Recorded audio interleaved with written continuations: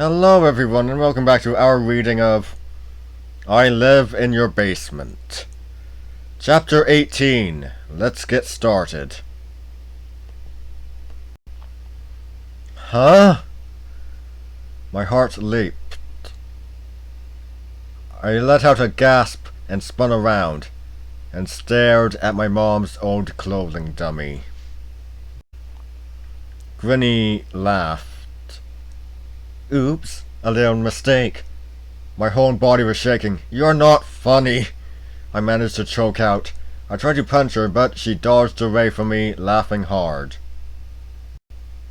Marco, give up, she said, shaking her head. I know you're trying to scare me with this phony Keith story, but it just isn't scary enough. I know there's no one down here. But, I sputtered. You mean you didn't believe me for 1 second? Of course not, Grinny replied. Who would believe a story like that? And you thought I was just trying to pay you back for hitting me on the head? I asked shrilly. She nodded. You want to go to school tomorrow and tell everyone how you scared me? Grinny accused. No, you're wrong. Listen to me, I pleaded. No way, she interrupted. She turned and headed toward the stairs. Grinny, listen, I begged, chasing after her. She stopped at the bottom of the stairs and turned back to me. You can't scare me, Marco, she said. Her eyes caught the light from the stairwell. A strange smile spread over her face. You can't scare me, she repeated. I'll show you why. Excuse me? I didn't understand. If you'd only listen to me, I'll show you something, Grinny said. She placed both hands on the wooden banister. Then she opened her mouth wide. Wider. Her mouth stretched open.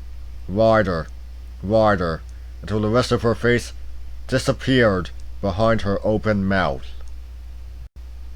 Her tongue plopped heavily over her chin. And then something pink began to pour out. Something pink and glistening wet rolled out from the gaping mouth. More, swelling as it poured out. At first, I thought she had a big gob of bubblegum in there, but as the pink gunk flowed up from her throat, the mouth pulled open even further, and her head disappeared behind it. And I realized I wasn't staring at bubblegum. I was staring at Grinny's insides. I saw yellow organs clinging to the glistening pink flesh. Something long and grey twisted out of her mouth, wrapped around itself. Dark purple lungs slid over the drooping tongue.